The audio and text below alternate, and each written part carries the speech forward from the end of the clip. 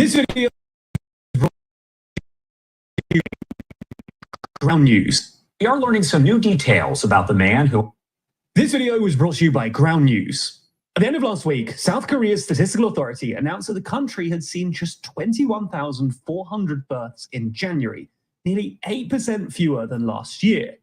This would imply a fertility rate, that is the average number of births per woman, of just 0.68, the lowest in the world by quite some distance, and one of the lowest in recorded history. In fact, this crisis has got so bad that South Korea's military has had to downsize, despite the escalating tensions with North Korea. And if this trend continues, then South Korea will be effectively depopulated in just a few generations. Now, obviously, South Korea's demographic crisis isn't a new story. South Korea has had a fertility rate below the replacement rate of 2.1 since the early 80s and below 1 since 2018. But the severity of this crisis is unprecedented, and the fact that South Korea's fertility rate has continued to fall, despite already being at a historic low, and despite the government introducing a whole load of pro-family policies, should be a cause for concern for any developed country struggling with the same problem. So in this video, we're going to take a look at South Korea's never-ending fertility crisis, the country's specific issues, and what the South Korean experience tells us about fertility crises more generally.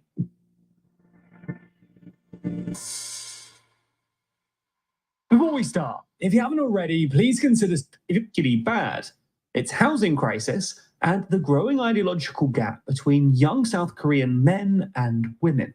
Let's start with housing. Despite a bit of a slump in the last year or so, South Korea still has some of the most expensive housing in the entire world, especially in its urban areas. According to data from 2022, the median house in Seoul costs about 15 times the annual median salary.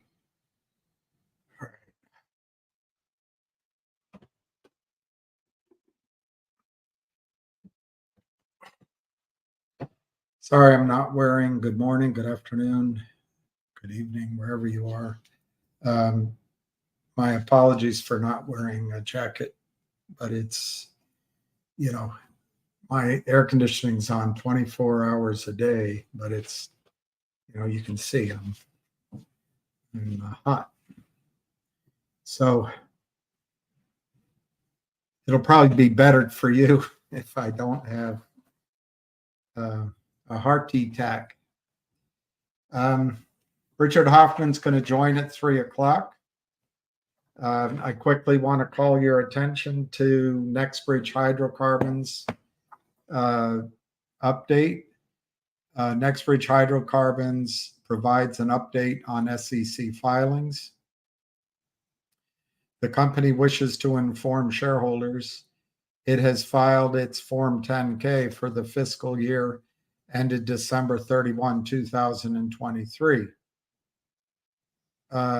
The Form 10-K includes a restatement of the 2022 financial statements, which was re-audited. To me, to my ear, this means they're getting ready to do an offering, but that's pure speculation on my part.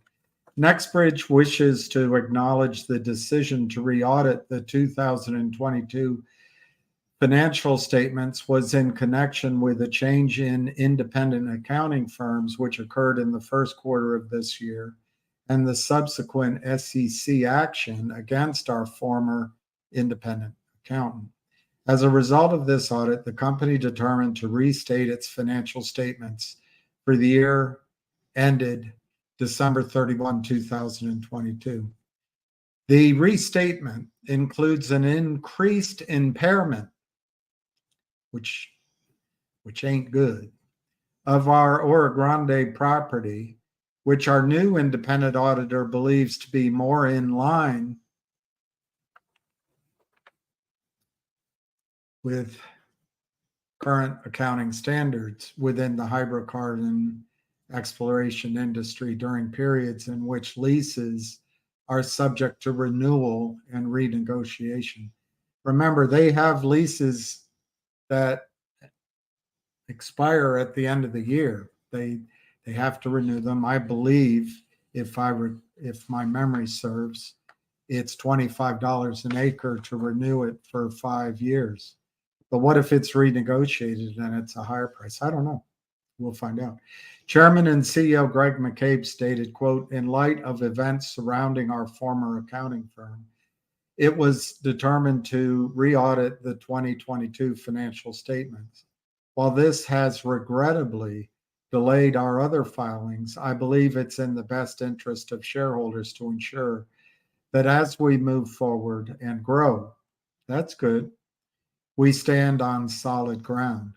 We are diligently at work completing the remaining filings, which will be forthcoming shortly. This process, or is it process, is part of our ongoing efforts to re-envision and expand the company. So we've got a little time, but I don't think I'll go over the filings.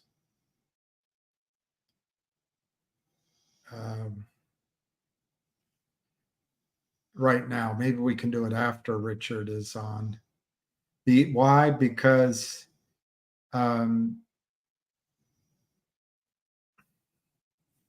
this is interesting. You guys can all be in line for this. July 17, immediate release. The Securities and Exchange Commission today announced an award of more than $37 million to a whistleblower who provided information not previously known to the SEC, which significantly contributed to a successful enforcement action.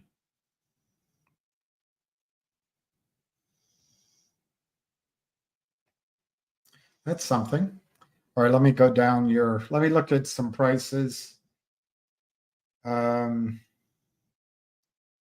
That stock somebody told us about, SunPower, is down 75 cents. So it's probably, one thing is when somebody comes on here we don't know, gives a new stock, one of the goals out there is to create retail bag holders where retail comes in, buys, and then they're able to short stock into that buying. And these are just day traders without any money or very little money. So the other day they probably sold some at $250. It's $176 now. They cover. Bob's your uncle. They made, 5, 6, 7, 8, 10 grand. They did their month's work. They fly to New York to take their girl on the town.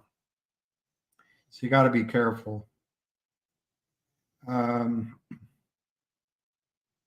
Finger is down. I listened to Ham's call this morning. They're hiding trades. They're doing everything they can to keep this down. It was as high as 221, as low as 209, and last trade 210. It's endless. But that's our stock market is no better than our White House, our current White House.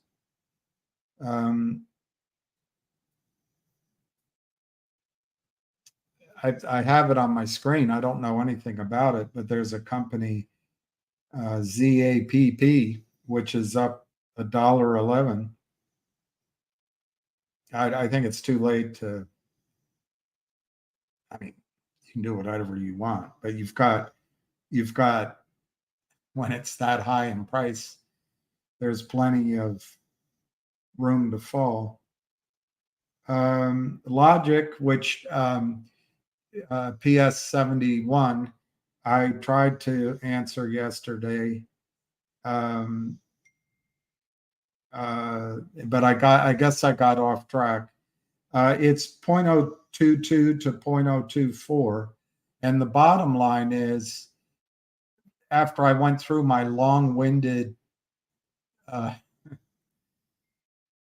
hesitate to call it analysis of logic, what became clear is they've raised money because they expanded the number of shares.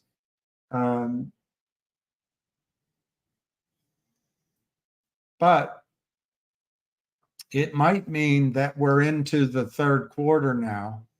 So there's not an urgency to get everything done by the end of July, like I said, which I still believe. But it's possible now that they've bought some time in terms of being a clean reverse merger candidate. What would make some sense to me is that they wait till they have all three companies which they've announced. And those three might be the three that add up to $750 million in valuation or more. But if they try to get all the negotiations done and make that announcement at the same time, based on valuations, not on the criminal's destruction of the stock price, you could see instantaneous value created in that stock. It should be 40 cents a share, but maybe it starts trading at 8, 12, 16 cents a share. I'm not telling you to be diamond hands on any of it.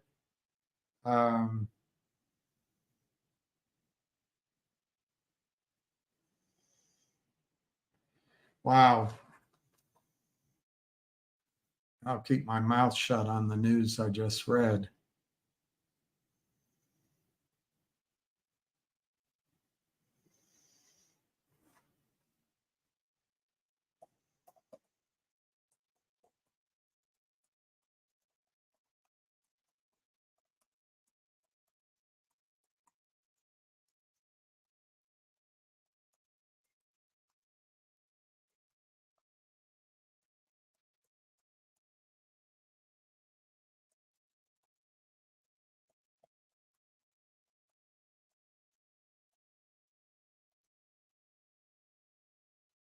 I'll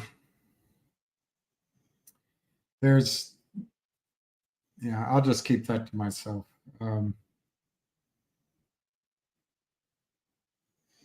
right, I don't know. Oh, I wanted to look up GTII, then I'll answer some of your questions. We're going to talk about GTII. GTII trading at 5 cents, 0.0501, zero bid, zero ask. This is another way the system is rigged. The over-the-counter markets led by Chuck E. Cheese, Cromwell, Carlson is just designed to help the hedge funds steal money from you and the markets. But Chuck E. Carlson has been doing it for 20 years, and he's a good guy. Big smile. All right. Let's go from the bottom up. Jewelry Affairs, welcome. There's a group of people in Jackie Letite's stream, bad mouthing finger today and this week. Very interesting. Yeah, I think it's partly it's a coordinated attack. Partly it's in their self-interest because they feel like they can make money day trading. But I also bet there's a bounty. But the SEC has no curiosity. The chick that runs NASDAQ, no curiosity. None. What me worry? I make 25 million a year, 30 million a year, and I'm a chick. I am woman, hear me roar. In numbers too great to ignore. I don't have to do my job. I just got to get the paycheck. Albatross.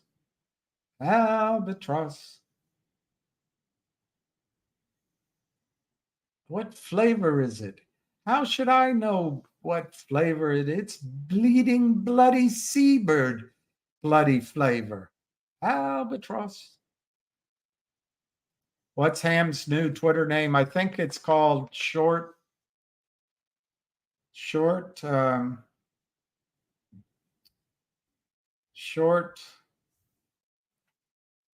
Naked Short. Naked Shorts and he has a clock counting out down the days. It's now at 81 days. And it's at 59591 shorts, which Stony Bones gave you right here. But it's naked shorts at this handle. Good afternoon, Nan Zadek. Hey, Frank. Hey, Donna, you're always so kind. You're always so kind. Yeah, Richard's not quite here yet, but Donna, when he comes, I'll try to remember to highlight this. Hello. Hello again. Hello. I just called to say hello. I think about you every night. You're there alone by the phone. Hello.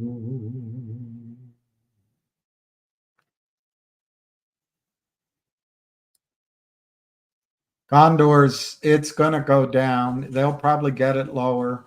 My opinion is bankruptcy is the what do you call it? Peter Rabbit said, please don't throw me in the briar patch. Bankruptcy is the briar patch to the short sellers. So they've won. Condors, they've won in GTII. Difference is between this and HPIL, VNUE. There isn't an attorney, and I'm not saying anything negative about the attorney. There isn't an attorney who's been fighting for a settlement, and then the CEOs decide, well, we'll do that, and we'll be better off. That's not going to happen here if we have anything to say about it. So, but Gondors, it doesn't look good. But we'll have Richard here to talk about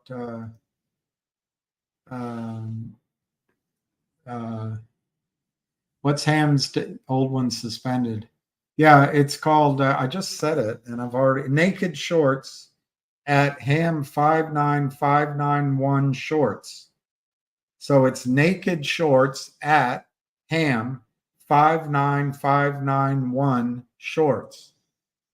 That's naked shorts at Ham 59591 shorts. And if you're the first caller,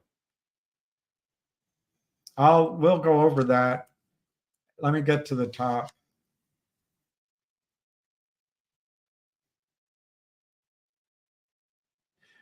Well, God Life, that's right. I think when you start seeing GTC orders canceled, that's a good assumption that you make. Hey, John Platinum Croissant.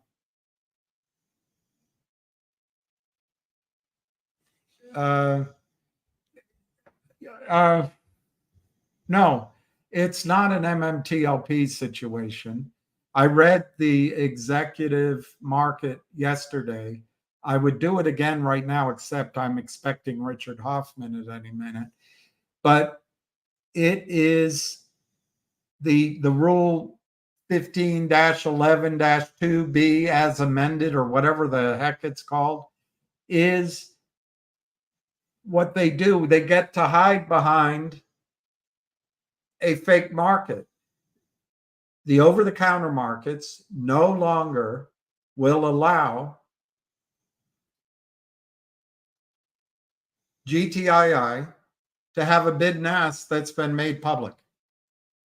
On an unsolicited basis, broker dealers can print their market, but they won't. So it's just behind the curtains. The criminals can have their fun, and that's just the way it is. But it's not an MMTLP situation. You can put an order in, according to what I read yesterday. It does not mean you cannot buy or sell. You can put an order in to sell or buy. However, some brokerage firms have their own rules, and they have closing only. All right, Not Legal Advice is here. Not Legal Advice is here, and Donna says hello to Not Legal Advice. Hello. Yeah. Okay, there. Good. I can hear you. Donna says hi to you. Hello. I think she admires you Oh, for that's all the funny. work you do. Well, thank you. Find her hello. Let me find her hello. There it is. How are you doing, Richard? I'm good. How are you? Born down in a dead man's town. Yeah, seen that a lot. Step I took was when I hit the ground. Do you know I've seen him over 100 times.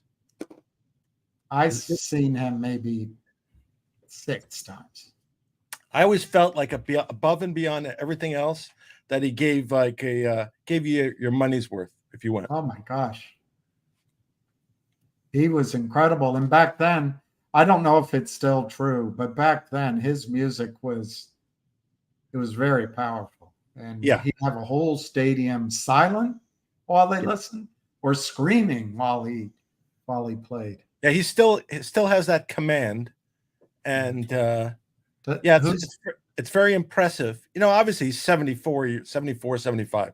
So, you know, that subject to those limitations, but he's still very powerful and very much in command. That's obviously where he's most comfortable in his life.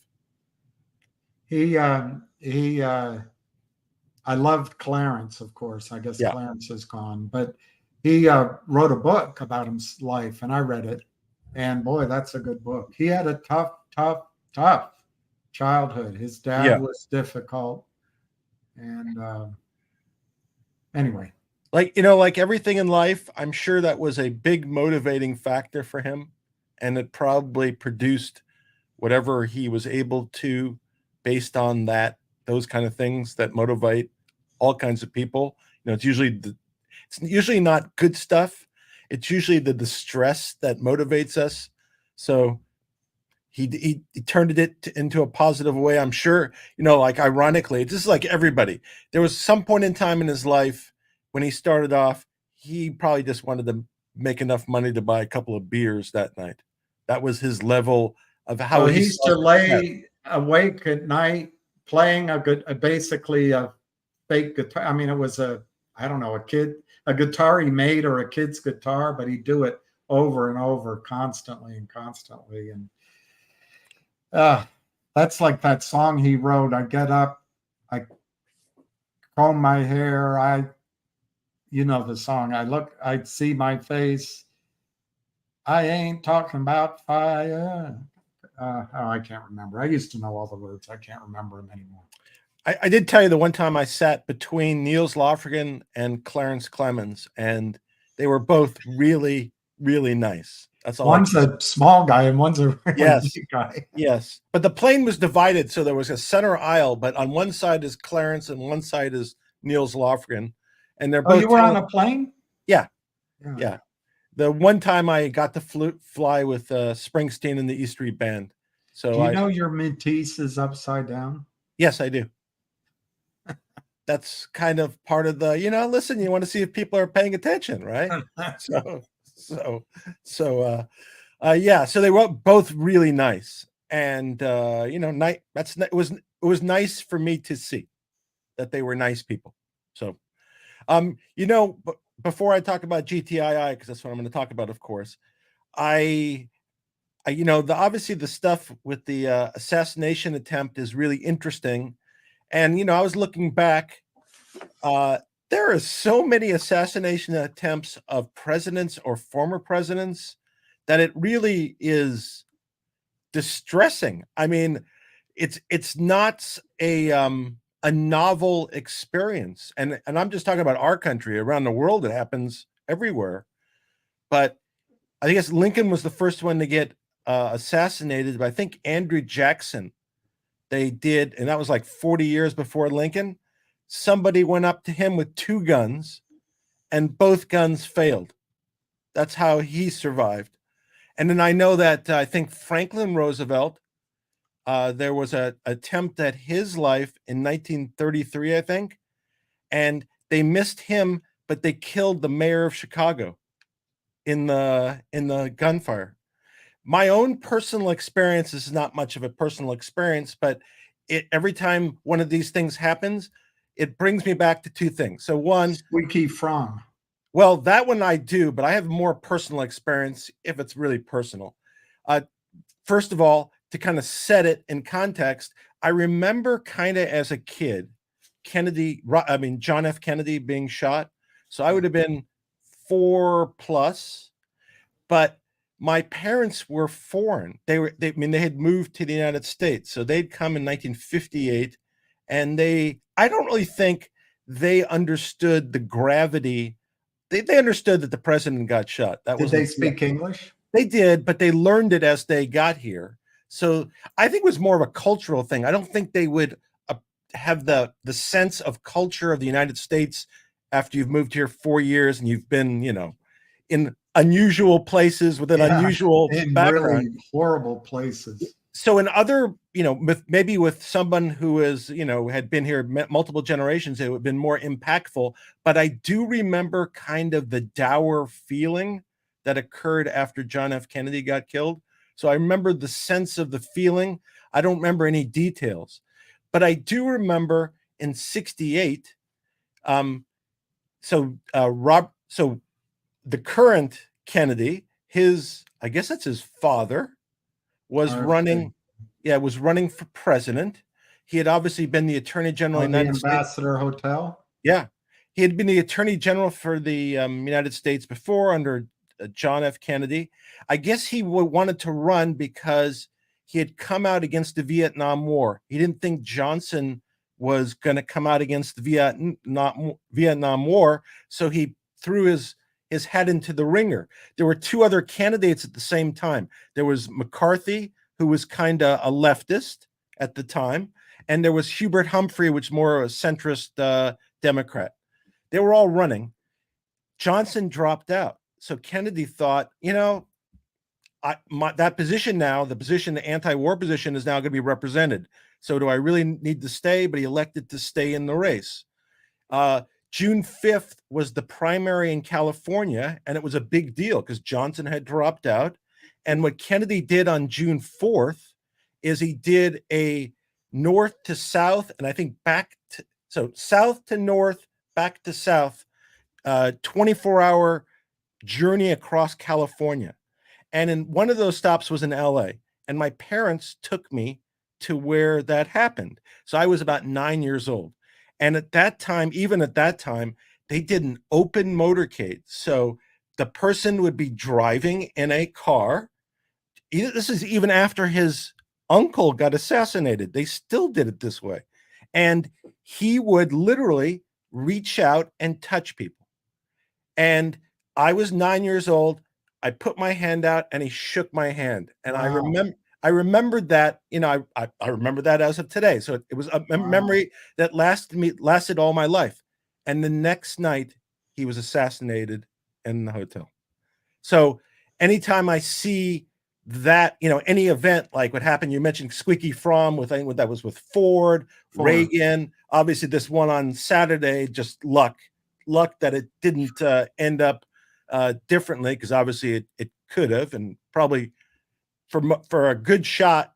I have a friend of mine who has a friend who's a special forces person and is familiar with snipers, and he said, a mile, that's an easy shot. At a mile for a sniper. I think the shot came from the water tower. But anyway, I don't have to go into whatever the distance was. It was not a difficult shot, so it's lucky it didn't result. But anytime like an event happens like that, I go back to shaking Robert Kennedy's hand, and the next night, and the kind of the change in the mood, and it was that. 1968 was a very difficult year for the United States. Obviously, Martin Luther King got assassinated that same year earlier, I think like 2 months before Kennedy. Then Kennedy, and Malcolm X got assassinated. Can't remember if it was before or after. And Plus then, it's- as you know, a guy that no one could really love, the governor of Alabama, Wallace, George yeah, Wallace, George got Wallace.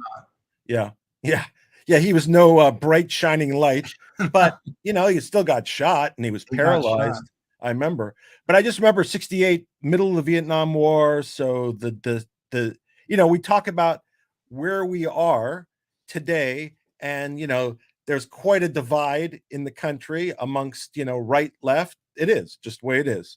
But we forget that at other times, maybe not so far back, there was also big divisions in the country. That was also generational. Yes. And oddly, the party that seemed to support the war became the Republican Party. Obviously, it was Johnson. Kennedy probably wasn't going to, which might be why he had a target. Yeah.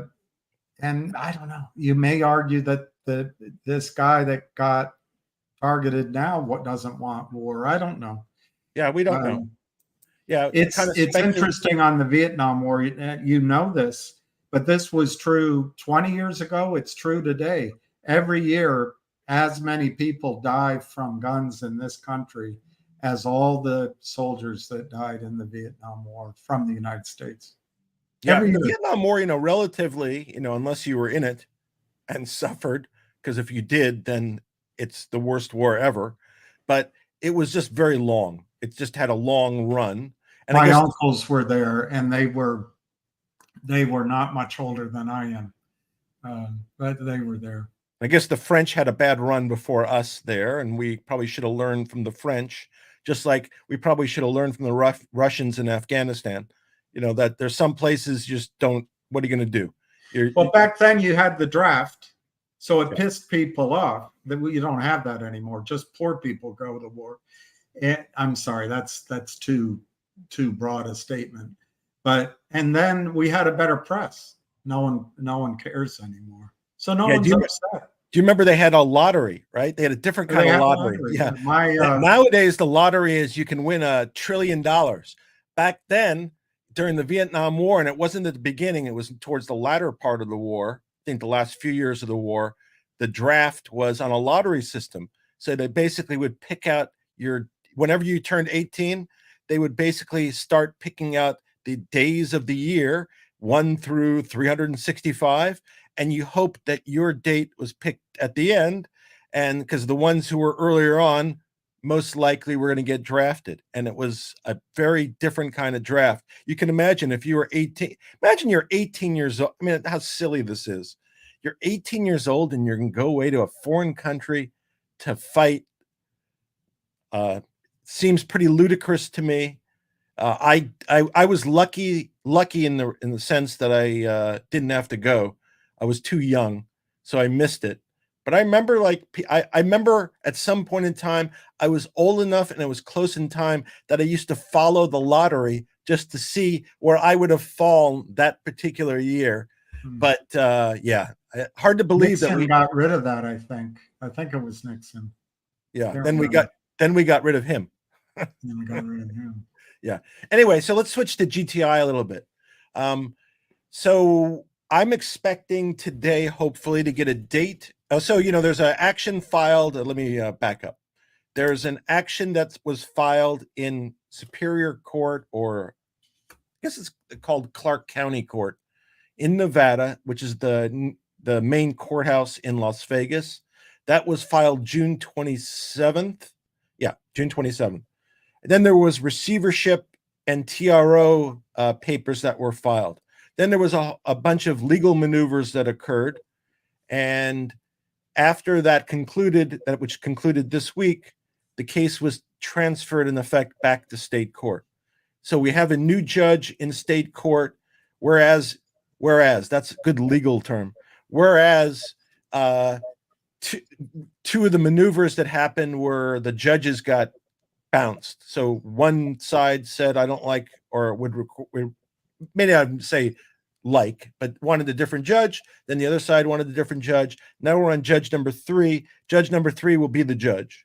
That'll be the judge. And they're going to decide the receivership motion and the TRO motion. The The receivership papers were refiled today with the new judge.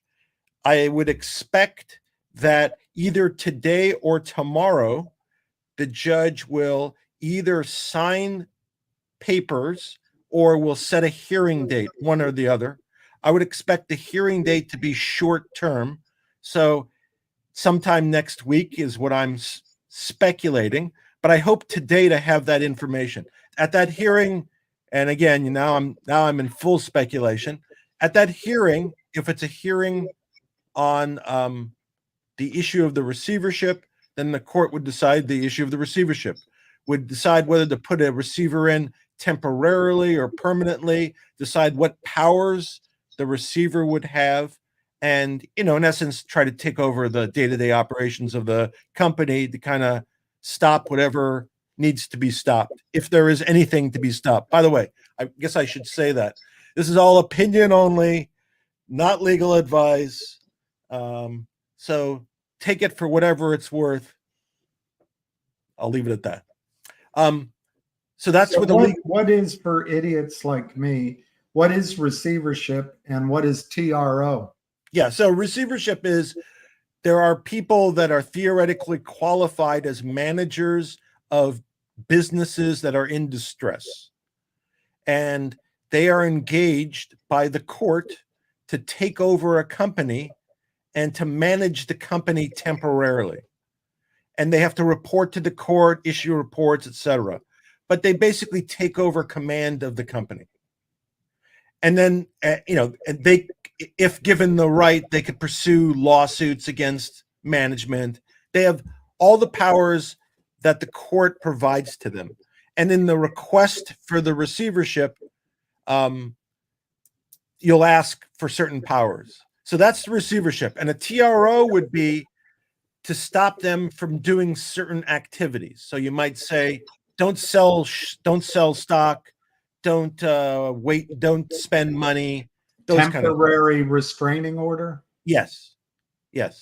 And in the grand scheme of things, so receivership is one basket. A TRO goes with a preliminary injunction and then a permanent injunction. It just all stages. So a TRO is short term. In California, it would be for 20 days, unless it's stipulated beyond that.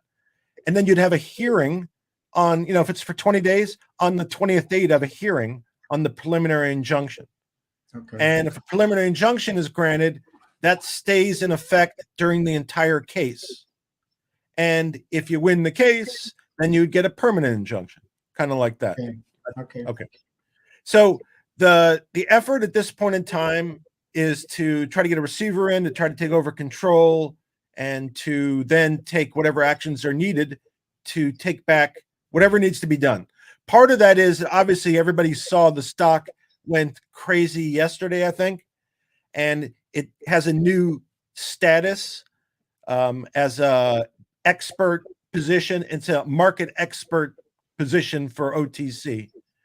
And I think it's reflected as a double black diamond, which could be good in Vegas, I think. But or here, on a ski slope. That's right. Or maybe on a golf course. That might be like the best tees there. Or on the back of a snake. There you go. But I think for us, it's not. I don't think that's a good thing. It's a good thing if you're going to present it to a court and you're going to say, listen, because they aren't current, because it appears to be the reason why they were, and I'm going to call it a downlisting. The reason why they were downlisted is because there's not publicly available current information. And that relates in part, I believe, and again, this is just the way I'm speculating here, but they had a 10Q that was due. They asked for an extension and they have not responded beyond that. Now, what's interesting about that is there is an issue about the prior financials. At least there appears to be an issue, because the accounting firm that did the prior financials was Borgers, which was that CPA that got eliminated basically by the SEC. So in one of the PRs that was released, I think in May or June, they said they had to do an audit of the prior financials.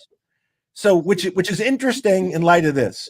Usually, if you have like and this is like, again, more speculation on my part. Usually, if you have a shill auditor, they're going to make mistakes for the benefit of the company, right? I would say that's generally the rule. So it turned out that NextBridge used the same auditor, Borgers, but only for 1 year, 2022. And they got rid of Borgers in February, sometime in February of 2024, as opposed to our guys at GTII. They got rid of Borgers in May of 2024. But NextBridge did a audit, I guess, a restatement of their 2022 financials. And I don't remember the exact number, but I would say it was something like this. One, they said, you know, when we look back at when we look back to do the restatement and we analyze Borger's work product here, we see that they didn't comport with the standards and rules of accounting, which is kind of like a bad thing.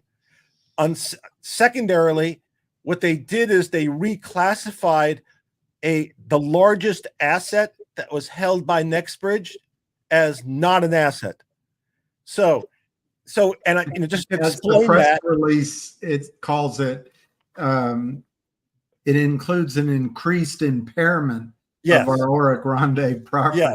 Yeah, and again, it may not have any. I'm not even saying it for this purpose. I'm just kind of to illustrate where things might go in terms of the financials of GTII. I see. If they Sorry, were I restated. interrupted you. Okay. No, it's no problem. But in this, and another, it's another point I wanted to make. So in this case, if in fact it's really like this, if NextBridge total assets was $81 million, they now have negative $1 million in assets. So I would say, like, a change like that, if you were like, let's say the CEO happened to also be, you know, let's just like make up a scenario here. Let's say the CEO was also the chief financial officer. And let's say also they were the chief accounting officer. And let's say they had a tax expertise and they ran a tax practice. And at a minimum, let's say they had supervision, like they would have a supervision role over the accounting company that was their auditor based on their expertise. So you would think that if you went from like 80 million in assets to zero, that somebody with that background might pick that up if they were paying attention with that expertise.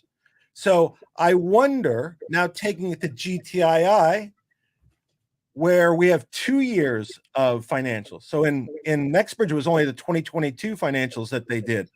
In ours, it's 2022 and 2023. And in 2023, it looked, wow, it was frightening, the change from 2022. But those aren't the restated financials yet.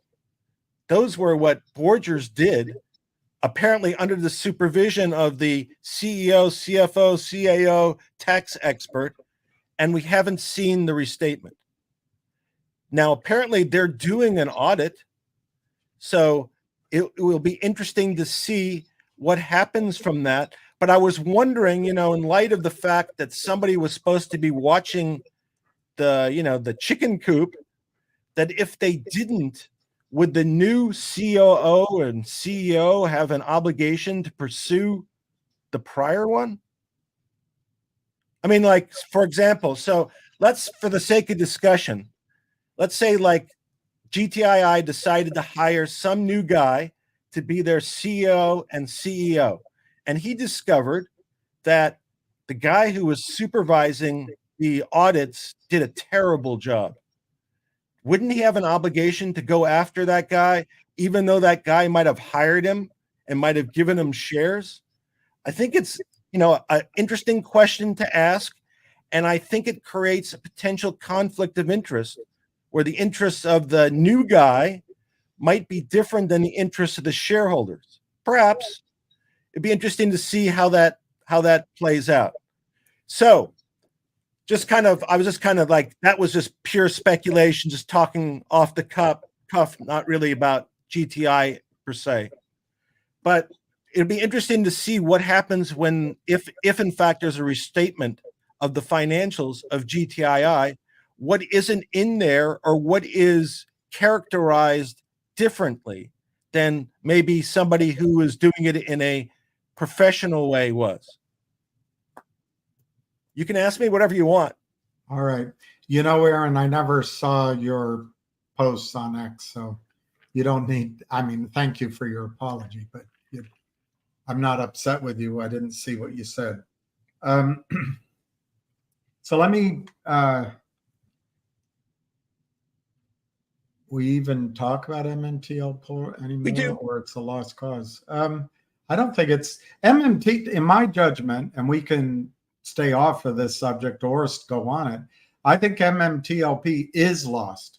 I think there is no reason on God's green earth to own the fake counterfeit MMTLP entry, which is just a placeholder that your brokerage firm has an obligation to you. While the doors are wide open, either on the bus or on the plane, whatever you want to call it, where you can go get real shares of NextBridge right now, I think you should be running to go get your real shares of NextBridge. That's just my opinion. Yeah, I would seek your own advice. Well, I'm going to ask you a question because I don't really know you know the energy side of things.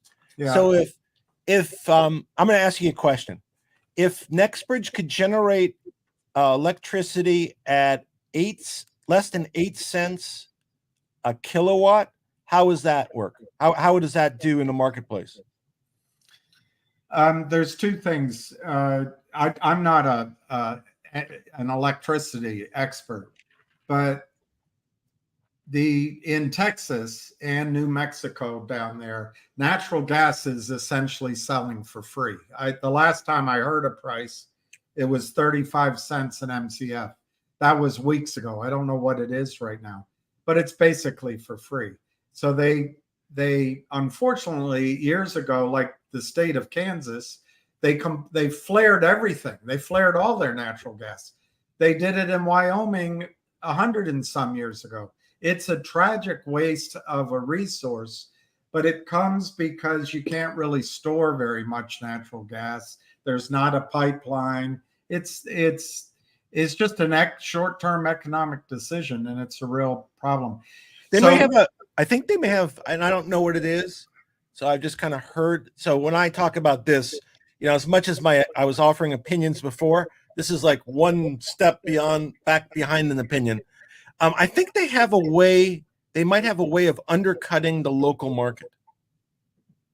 And I couldn't tell you how it works, but I heard that, but I don't know what that.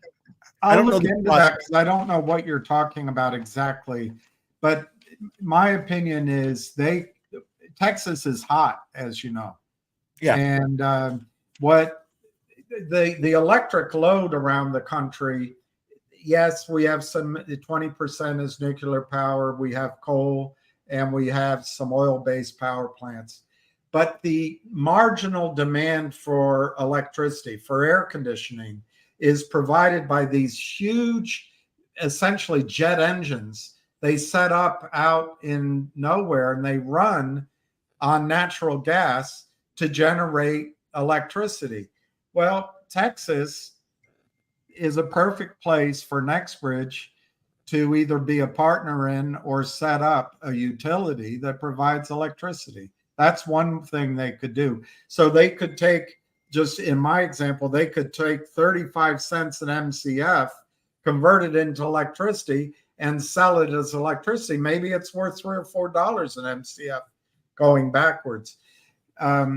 There's also interesting things you can do as a Bitcoin miner, but I'm not an expert on it. But I do have some friends doing that with natural gas. And I'm wearing, coincidentally, I'm wearing my Bitcoin mining hat. Is that covering your ham-like hat? I'm working on it. I'm working on it. This is my daytime version without the light. All right. Let me, so as you were talking, I had some questions. Is this a bankruptcy? I don't think so. But, if it does, the problem would be that whoever is filing exposes their assets, right? So if you have assets and, you do it in Nevada, that's the risk.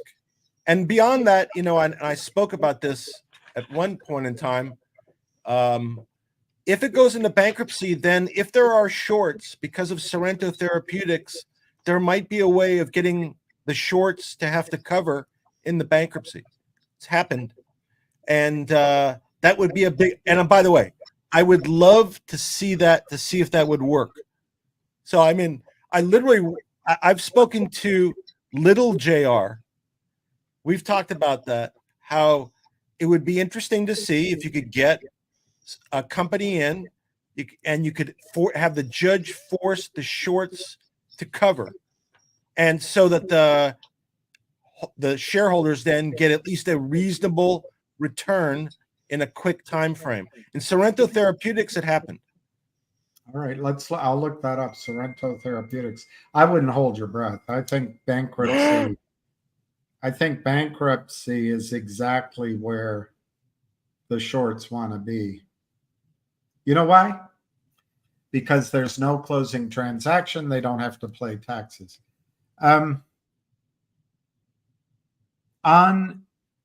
Reichman, whose entire selling point for GTII was we provide the filing services, we keep your books clean, Excuse me. Come in. I didn't listen to you. I was holding my breath. I just let it out. So you said not to, but I tried.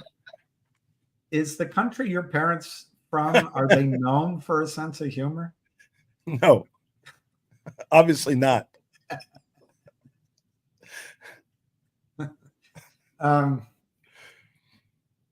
If Reichman's sole reason to have GTII was to incubate, offer companies that come in the services of financial reporting, accounting, SEC filing, and then after a couple of years, you can float. We take our shares back, or we give you, however it goes, and we keep maybe 15% of the company that goes public. How can it be that the company is so poorly filed? And that's one question, but tied to that is, how come Reichman couldn't fix this situation easily since he's an expert, unless, is it possible his lawyers told him, don't file anymore because you're already so deep in doo-doo, you're just exposing yourself to further charges? Well, I mean, that's if the lawyers were concerned about his position and they told him that, then he could be relying upon the advice of his attorneys. I don't know. It always was interesting to me that as opposed to trying to apparently work something out, he wasn't interested in doing that. I don't know if that was out of, again, some medical infirmity, some just being oppositional, or if he had some other reason that he didn't want to disclose. I don't know. An envelope over the I don't know, but listen, when I got involved, it was more, I had some background, people told me things, but it was more my interactions. And again, it's also just like you use your experience. So you've seen enough, you've seen a pattern, right? Just like you talk about Ham, he's good at recognizing patterns. It's kind of like that. So you see a situation that reoccurs. Doesn't really make a difference who's involved, really what the subject matter is. Hey, Mark Bazile is here. Oh, great. Mark, I don't know how to do it now. I might be able to invite you in if I have your email somewhere, but I'm not sure I do. But I'd love to interact. We're talking mainly about GTII, but some questions have come up on MNTLP. And I, of course, without meaning any negative towards you, just the CEOs, I always bring up how things can go wrong in settlements like with VNUE and HPIL. But anyway, I'd love to have you on to talk about everything. So anyway, Richard, I don't want you. Why don't you say whatever you want to say? I have nothing Or to say. Or nothing. I think you were asking me about. We were talking about why they would act. Why is GTII in this position when the expertise which Reichman has is financial auditing and financial services? Well, I don't know that, but I will take it. Because we could ask questions because we really don't know. But what's interesting is April 9th, there's a press release that comes out. They say on April 7th, they have a meeting. They decided to hire a COO. COO happened to be Mr. Rabari. He would start May 1. Now, when they actually did hire it, they backdated it to April 1, which I don't quite understand how they did that. But so in other words, in the PR and relating to the meeting in April 9th, they say he's going to start effective May 1. July 2 is when they actually they do the filing, and they have an employment agreement. And in the filing, if you look at the filing, it says the date of the agreement's July 2nd, but he's COO effective April 1, not May 1. So what's your... What happened? Well, in April, the 10K came out, April 16th. So I don't know if it's and attached to that same... Is there a payment to him? Well, I'm going to say July 2nd, that same filing, attached to that is an indemnity agreement where GTII, buying through whoever, is going to indemnify Rabari for his actions as being an officer director of GTII. So those probably go hand in hand. I don't think it was coincidence. But what's interesting is in that April, now going back to that April 9th PR, in it, when it's saying, we're hiring Rabari and his qualifications, one of the purposes of hiring him, and remember, he started December 2023 as a consultant to the board of directors. Now in April, 5 or 6 months later, they're hiring him. They say one of the reasons they were hiring him is so he would be able to stay with their mission statement at staying compliant with their filings. That's April 9th. Now, again, backdated to April 1 now because he would have been COO at that point in time. They weren't timely at that point in time because, this is, I didn't even know if they considered this, but I had contact with the prior attorney, Mr. Fattel. And Mr. Fattel, and I think I did a bunch of videos about it. And Mr. Fattel, not legal advice, by the way, KNOT, legal advice. And in those videos, I talked about my communication with Mr. Fattel and how he promised to have their 10K filed timely in the first quarter, and it was going to address their ongoing efforts at doing an acquisition. And he said it was going to be filed by March 31st. I looked at the date; it was a Sunday, so I wondered how could you do that? So I double checked with him, and he reassured me it would be filed by March 31st. Hold off any legal action. Don't do anything legal because I had already approached him. At least that was I was expressing that interest.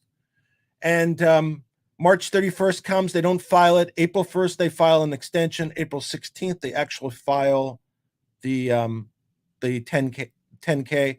It has a lot of questions, and we've talked about it in terms of like where the shares were issued, the issue about the auditor, the issue about the downlisting. There are a bunch of issues that are raised by the 10K. The cash, you remember, if you look at 2022 to 2023, the cash position changed, and there was no really notations, and this was all prepared by Borgers. So that's the punchline. All what I just told you is probably, and I'm guessing, is probably not accurate. And it's probably not for the benefit of the company. So when they restate it, it's probably, in other words, when they go back, because they have to re-audit all those financials, when they go back, the numbers are probably not going to improve for the benefit of the company. Right, I got that. Yeah. But why did they do this back dating? I don't know. I think it's a way, I'm speculating. One, it could be an error. Okay, maybe it's an error. Maybe they just made an error in the documents. I looked at a lot of the documents, including a lot of their filings. I thought they were kind of sloppy. So maybe just an error. But I didn't think it was an error, because I think they would be very, very careful at this point in time, because they have to believe that anything they're putting out is going to be scrutinized by somebody, because there's lawsuits ongoing. So they have to be understanding that.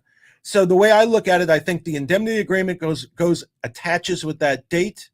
That date goes back to the time of the 10K filing, and somebody else assuming responsibility for the contents and or keeping the accountant around and or not firing the accountant. I think it's a way of one party protecting the other party. So I think the former COO, whoever that might be, theoretically gets protection for anything that happened April 1st thereafter, because they weren't in charge. And that includes the 10K. Does the current, this LR guy, does by getting that back to April 1, is he now protected by D&O with insurance? I don't think they have D&O. Wow. I think I asked that. I think I asked somebody that question. That goes to one of my questions. If they don't have D&O, what pool of money are you got? Not you, but what are the lawyers going to go after? Where's the money? I think the lawyers think that DR might have money, and an indemnity agreement. Just think about it this way, and this is part of the question. So, why does LR? Why does he want in this? Because he's helping. He's getting paid off by the shorts.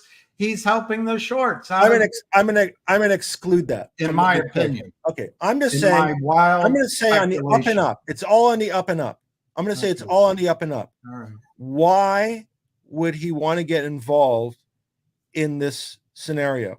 Why would he want to get involved with a company that, honestly, other than the shareholder base and the people think it's a concentrated short position, those two things, shareholder base, concentrated short position, other than that, and that's what people tell me, by the way, when they call me up, other than that, it's a piece of shit. Excuse my language, but other than that, the company has got nothing. It's got the shareholder base and it's got the concentrated short position. And now it's got the negative of being under a cloud of lawsuit. But anyway, but that's now asking. So with that as the understanding, then why, if everything else in the up and up, why does LR want to be involved in this? Makes no sense. And now on top of that, now theoretically, if there was any shenanigans that he now is responsible because now he's accepted responsibility as of April 1, what happens if DR doesn't want to cover his legal fees? An indemnity agreement. So to understand what an indemnity agreement is, so there's an agreement, and you could have different forms of this. It could be just cover legal fees, or it could be cover a judgment or cover a claim. So it could have different, it could be broad or narrower, but it still relies upon somebody complying with the agreement. So I could say to Bill, listen, if you get sued, I'm going to pay all your legal fees and I'll cover any judgment. And I decide not to. So what do? If I have no money to go after you, because the only reason I signed into it was because I have no money. Oh, Lordy. So, but everybody who has an indemnity agreement or might be indemnified by management is relying upon management to actually follow through. And whether they do or not, you don't know. And it wouldn't shock me at some point in time, somebody who might be the funder, whoever that is, might say, I had enough. I'm not going to pay anymore. Go sue me if you want to sue me. I'm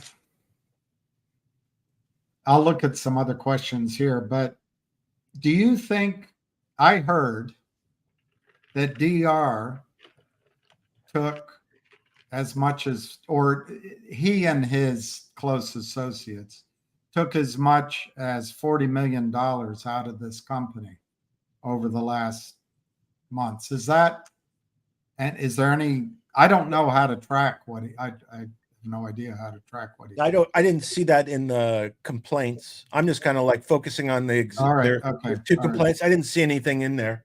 I know that they can't, we know that they canceled about 36 million shares. And there was a recent filing that suggested how it was split up. It was something like 22 million for DR, 8 million for KG, and the two other directors about 3.3 million each. That appeared to be what. Maybe that's the number I heard. Yeah. So, but that's the, and those were the shares that apparently were either erroneously or inadvertently issued, according to the findings of management. So my last question that I have right now is, you mentioned that, I think quite correctly, you mentioned that the CEO's there to do what's right for the shareholders.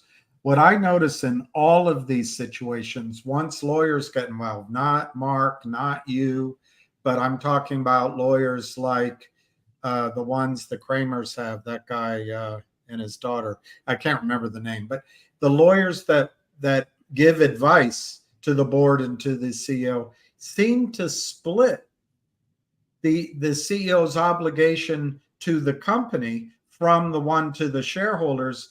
And all of a sudden, the emphasis is on doing what's right for the company, because ipso facto, it'll be good for shareholders, which is not always true, by the way.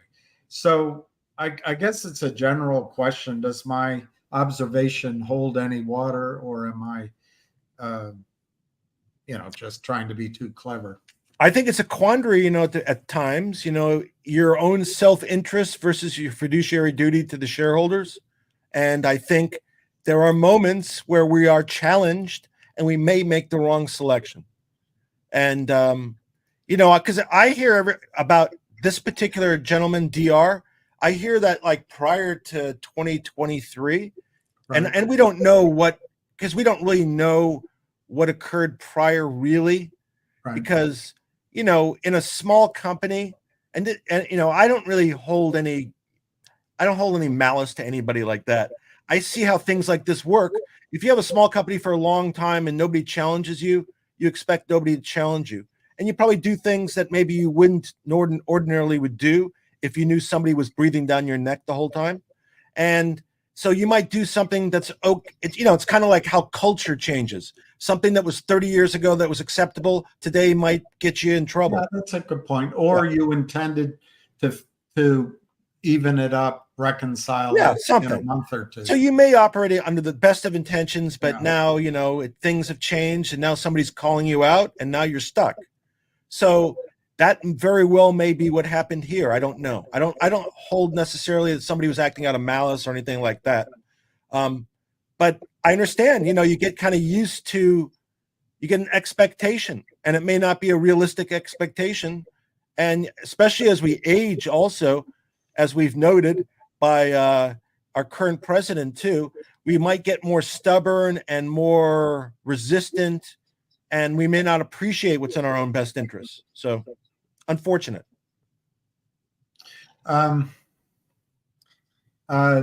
John is asking, talk about indemnity as related to criminal charges, and how getting ahead of criminal charges and coming forward and whistleblowing could help with criminal charges. I'm not sure.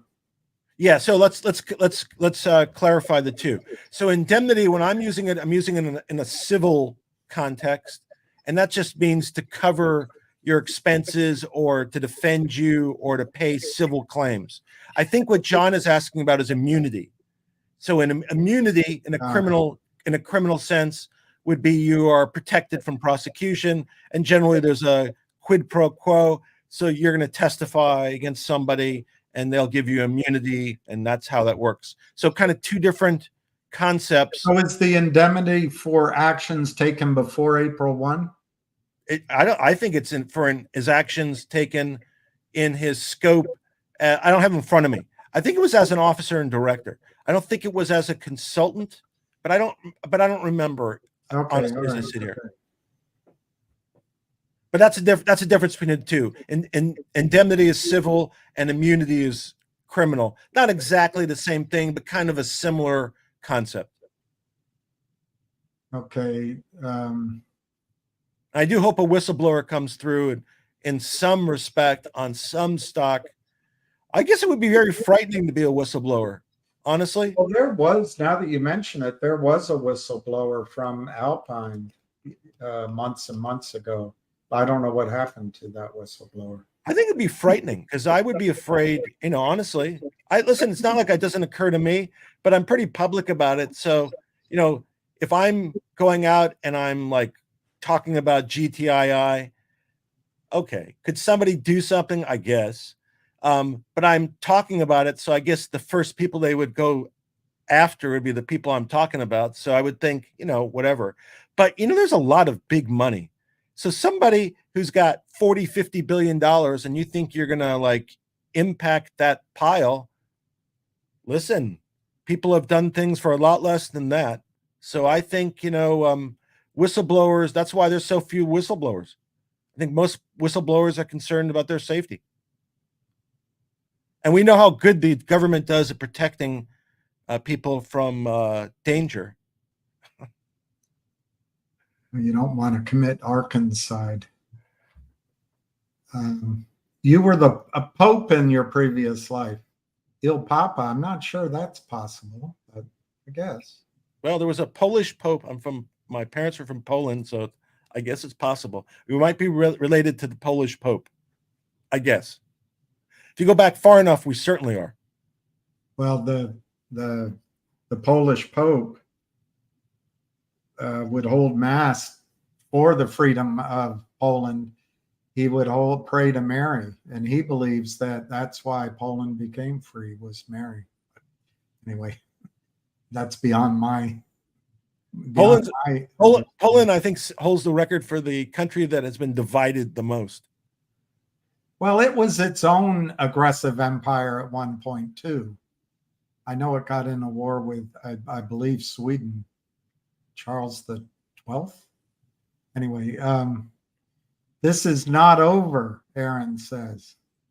Oh, no. I mean, I think what, the idea is to be able to take over the company, to be able to change the direction, to be able to whatever this tweet, whatever's going on about the stock listing. And, my understanding is because they weren't publicly making information available, it can't be publicly quoted. It has to be only quoted to brokers and to accredited investors, although it could still be tradable, but it makes it less tradable, obviously. And one of the first questions I had when I found out about that, I asked, what's the receiver going to do? And the response was the receiver thinks they'll be able to go in and uplist it again, so it's going to be tradable, at least as it was before.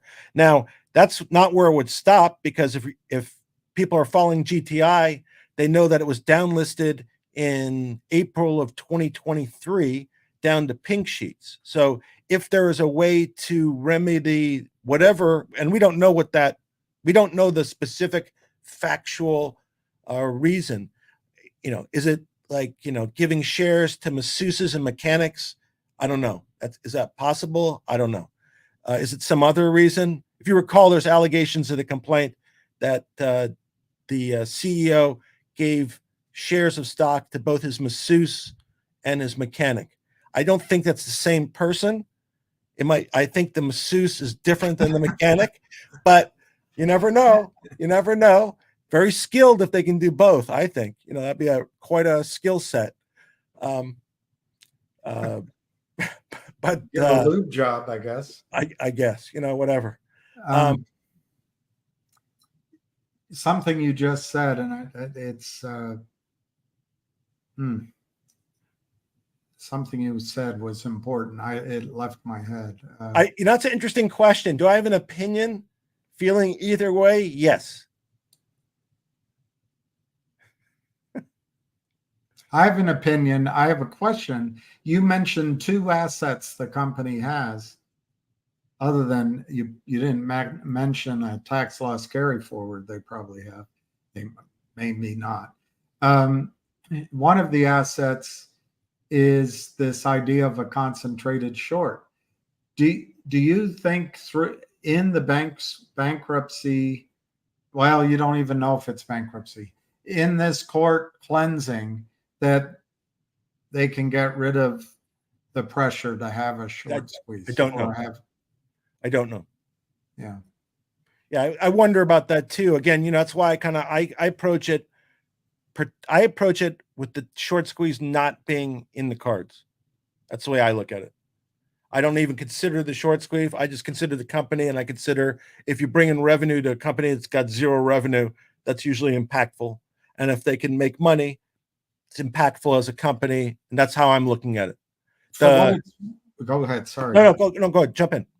My own opinion on a short squeeze, you might as well stop hoping for it, unless we can bring this to a close, restart the company from a start and go. But I think there's a risk the judge will. It just depends whether you're in bankruptcy or not.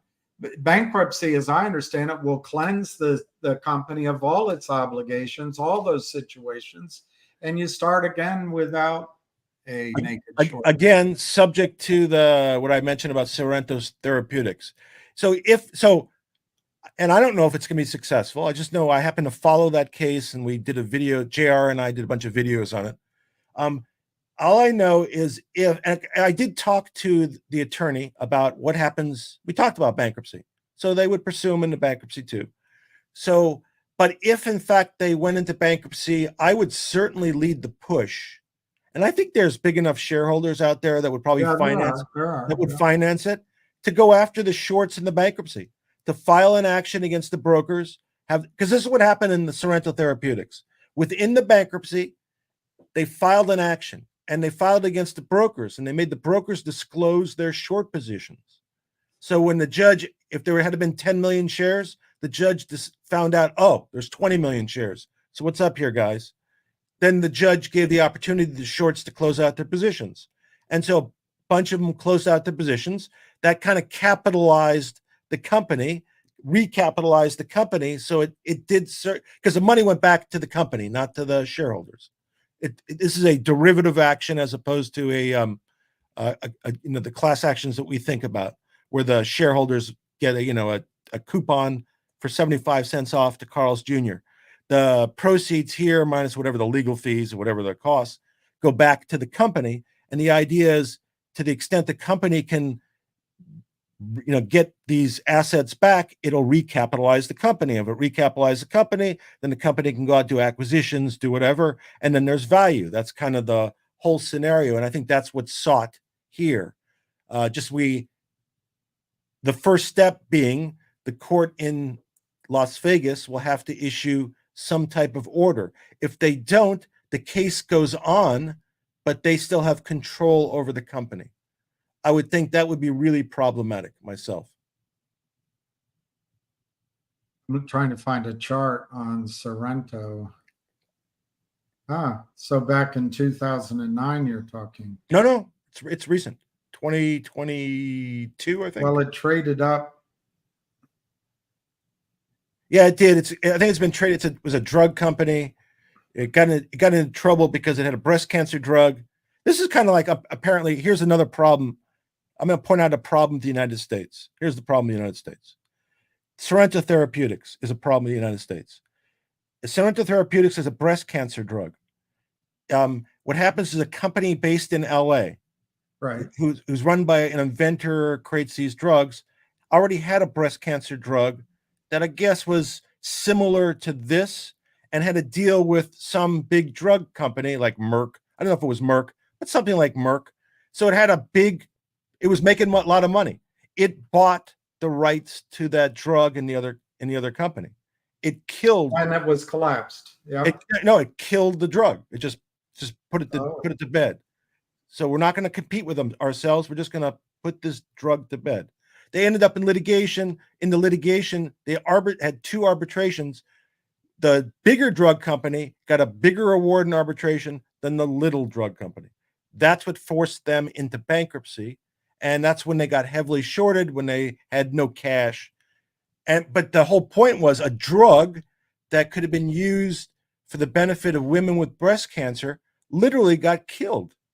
And that's like the backstory, but it's obscene. Really, it's obscene. There's no justification, no reason. Anyway, that's Sorrento. Pam's mother died of breast cancer. Yeah, my wife's mother died of breast cancer also. It's just so cruel. So I'm looking at the chart for Sorrento. You say in 2022? Something like that, 2022, 2021, something like that. Well, in 2021 maybe, or 2020, the stock went as high as $20 briefly.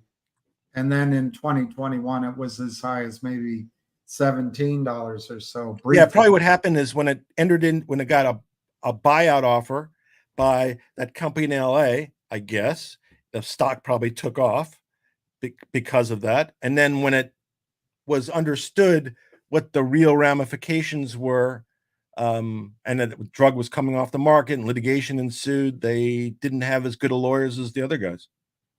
But the stock was as high as 75 or more in 2011 approximately.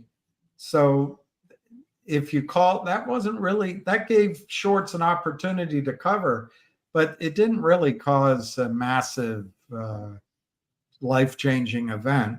No, unlike now the stock trades at 0.0016. Yeah, it's nothing. It's essentially seller boxed. Yeah, it's dead. It's dead at this point in time because it went through the bankruptcy. Also, I don't know where it could trade. It's probably trading, like where GTII is trading is basically where it's trading now. Yeah. Probably the same place at this point in time, and it's impossible to trade unless you get it unhooked. And that's why, by the way, and I don't know if this is true, but I suspected, and this was just my opinion, I suspected if there was an intervention in GTII, and maybe even if there is intervention, that the company was eventually going to go south for the winter. Just looked like that way to me. And nothing that I've seen since then changes my opinion about that. And, we could have got involved. It might have happened if we hadn't started this. And, I would have liked to started this February. Let's take it back in time. But even if we would have started it like this week when the change in status happened, that would have been probably too late. Because they would have had another month or two to kind of get things rolling. Hopefully, listen, maybe we will be pleasantly surprised. How this expert market, which I read out yesterday to everybody, frankly, it wasn't something I was familiar with because it went into effect in September of 2021. But to me, it just seems like a way of protecting, hiding, putting a curtain up so they can do all their illegal manipulation behind the screen. To me, I didn't like the fact that it's only brokers and accredited investors who can see the quotations. Crap.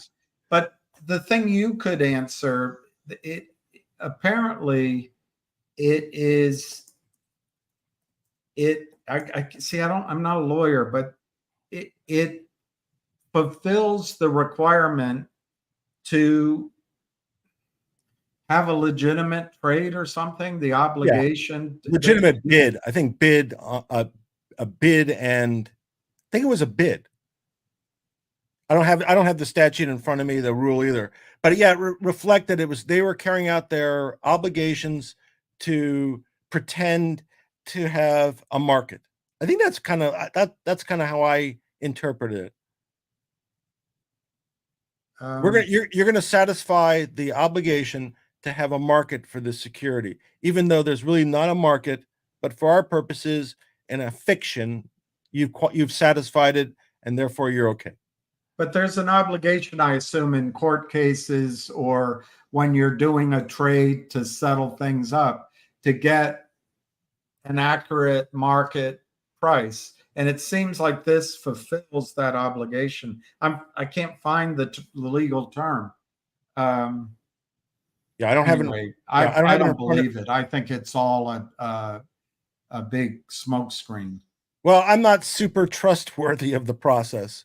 So as short a time as we can spend there, the better. Yeah, let's move And- on. Okay. Right. Okay. And by the way, you know, my concern also, just to be, you know, you're hitting it now, but it's not like it hasn't occurred to me that if there are a bunch of shorts and you want to kind of get the shorts out, can you do it through the back door of this little private marketplace? I don't know. It concerns me. That's what concerns me. I think. Yeah, I know. That's what I think. I just don't know, you know, the extent of the shorts. That I still go back to that. I know that I'm familiar with the concentrated short position. I just don't know as of today where we stand on that, on the number. This is a good point. Yes. How many companies has GTI actually incubated to the marketplace? I would have to guess none. I think they're still in the incubator. Yeah. They may have, you know, it's been around a long time, so they may have done companies in the past.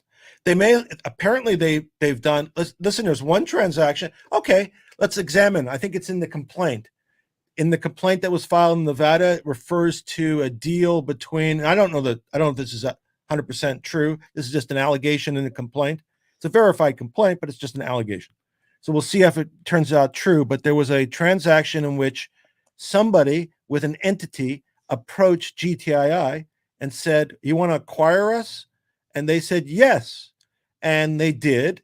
And that entity, my understanding, produced $0, except that it produced a certain number of shares that were then liquidated, and the proceeds from that liquidation were split amongst people that were connected to the company. So that would be, theoretically, that's a deal. It generated $0. It actually might have generated negative if you look at it. If it's true, it diluted, right? Because whatever shares were issued would dilute whatever was outstanding. Oh, that's too bad. I like Bob Newhart. He had a sense of humor. He was really good. You could learn from him. Yeah, I could. No, I like Bob Newhart because he had a very not a hostile guy. Really, he was good. I liked him too, and he was good friends with Don Rickles of all people. Yeah, but they had a very close friendship. I've driven by Don Rickles' house a bunch of times. Is his wife still alive? I guess she would be. One of his wives. He had more than one. I forgot where we were. Besides, we were talking about this distribution to no effect. Yeah, so you know, that might be a deal done. Have they gotten other deals done? They may have in the past. I just think in the past, at least couple of years, they've not been effective, as far as I know, because they haven't produced any revenue, according to them. Unless it turns out, you know, maybe Borgers, like the miracle of miracles, Borgers, who was a sham auditor, they made a bunch of mistakes with regard to the 2022 and 2023 GTI financials. They forgot to include a bunch of revenue. They forgot it. So maybe we will be surprised. They'll show, wow, as opposed to $0 revenue, we have $100 million a year. That'd be fantastic. So Mark's question will allow me to re-ask my question. If fraud leads to bankruptcy and it is discovered during the bankruptcy proceedings, can't the entire BK be unwound and monies clawed back? My question is, are there monies to be clawed back? How do you find them? And is it a large number? Yeah, at some point in time, an investigator would look for the money. Yeah, so you'd have an investigator doing asset checks and you could find out. And people own property. So there's certain things you could find that are, I think, would be subject to it. You can't bankrupt intentional acts. So if you, for example, if you were, and this has already happened, if you got sued for fraud and let's say in Nevada, and it's happened, so it's true. So let's say Reichman got sued for fraud in Nevada. He could file a bankruptcy, but then you could file a complaint in bankruptcy to make it he couldn't get a discharge in bankruptcy, so that the bankruptcy would have no effect, would not protect him, and you could pursue the fraud claim. That's one part. It within the bankruptcy, if he did file it, you could seek to claw back monies that might have been improperly taken, or stock that was improperly provided, or whatever else. But in the action that's filed currently in Nevada, that is also a remedy that's being sought, the clawback of shares that may have been improperly given, monies that may have been improperly taken, whatever else comes out that should have been not done as it was done. So yes, the answer would be yes in a long answer. Scott has a question. Does the judge take, I'm reading them out loud in case people are driving or something. That's fine. They can't read them. Does the judge take into consideration who is being suggested as the receiver as part of the decision on the yay or nay of the receivership? Yes. Yeah. So I've seen it both ways, where you submit a name, or you might submit multiple names. Usually, and I think in this case, the person who would be submitted as the receiver has prior experience as a receiver. And that would be probably the number one criteria that a judge would look at. I know in like LA, there are lists. So the judge could find a list of receivers who are accredited receivers. But yes, it does go into the judge's decision about yay or nay about a receiver. They have to have the qualifications and experience, and the judge has to feel that they could do the job. And usually they have to post a bond also. The receiver would have to post some kind of bond just to protect everybody. This is interesting. Wickedums is asking downlisted. This is, and then his question is, the shorts still don't have to cover. You're not necessarily a market expert, but and I'm not claiming to be either, but it intrigues me the stigma that's attached with downlisting, which induces companies then to do reverse splits so they get back up on the so-called better markets. NASDAQ is just a gilt-edged abattoir, just like the over-the-counter markets are a slaughterhouse, as far as I'm concerned. I think it'd be better for the company just to be downlisted and stay where you are, because you're not getting any benefit by going to the NASDAQ, in my judgment. Anyway, there's no real question. Yeah, I guess the point would be, though, there's multiple levels of OTC, and you want to be on an OTC level that at least is tradable by everybody. Well, that's a good point. And I don't think we are at that. I mean, I think now we're not. Now you triggered the question I was going to ask you. Okay. That I forgot. I don't know if this is a securities question or a legal question, but under the expert market sinkhole they're in, can they just quickly come out of it by catching up their financials, or is it a whole long review process to get it's a back? Process. It's not a like a year process, but I think it's more than a day, days process. It's probably at least a couple months, and but it's doable. Because I asked the same question. It sounded like it's very doable. You have to come up to speed. You have to correct whatever deficiencies are. Obviously, if there's deficiencies because you haven't filed, you have to file. Whatever other. I think this whole thing was put in place. They represent it as a protection for retail investors. I think it's put in place as a basement that they can abuse the crazy aunt or the cuckoo uncle without anyone seeing it. In other words, they can get out of trouble with the short position. I don't know. I'm not very optimistic. I don't know. I don't like the fact that they kind of are hiding, or not, kind of lack. It's not very transparent. No, it's not. It's not. And by the way, I think that amendment was put in under the guise of transparency. It was. It says Right? so, but it's It's not. so funny. It's so funny. It's so Orwellian. I know. It's say whatever the title is, it's not. It's the exact opposite usually.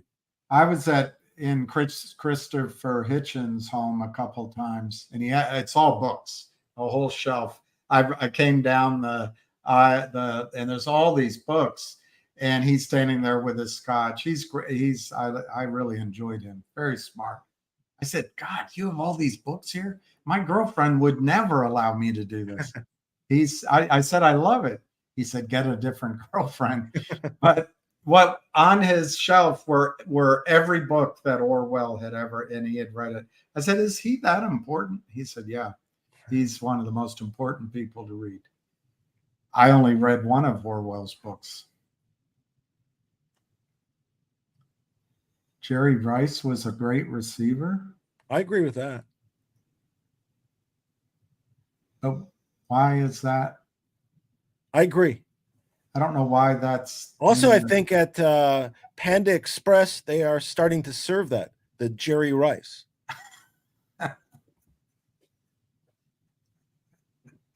With chopsticks? With or without. You can choose.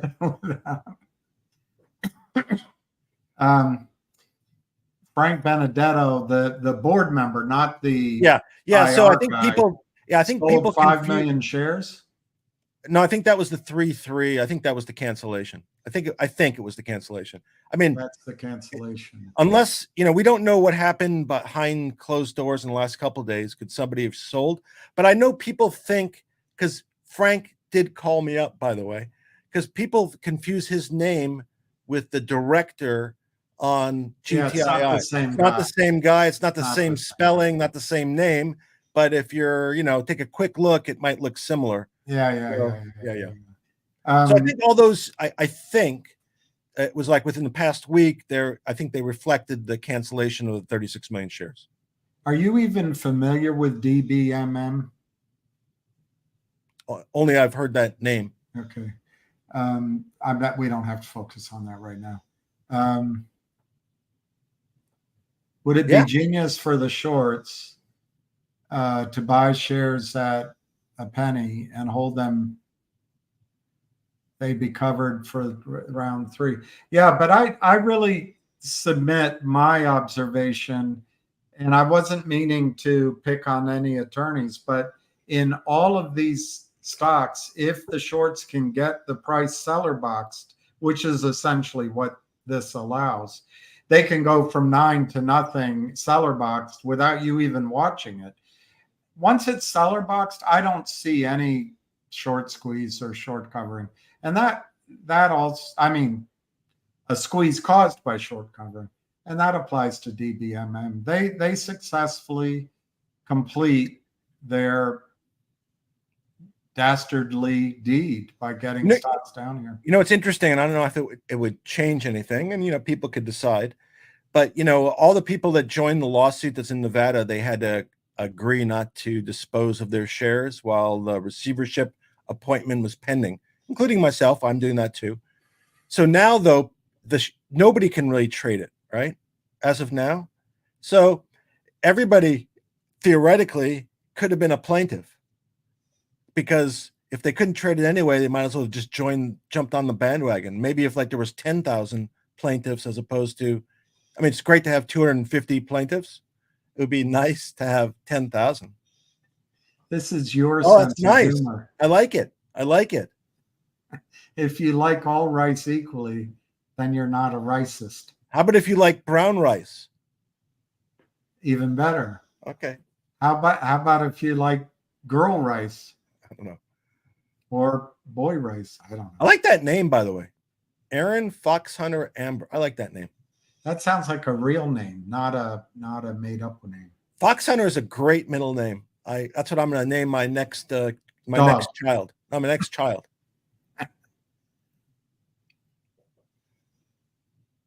Bad, yeah, not legal. Legal has a good sense of humor. It just is an acquired taste. It looks like we've run out of meaningful questions. I don't know what this Airbnb thing is. 17 million? Is that, I have no idea what that is. Ham's evidence from the NSCC that Yeah. GTII has a highly concentrated short position. Yeah, the only reason I couch what I say about that, I've seen it. I've seen the reference. It's just that it's at a different point in time. So I don't know how it is today. And again, people relying upon when a short squeeze is going to happen, I think that's kind of difficult. I don't.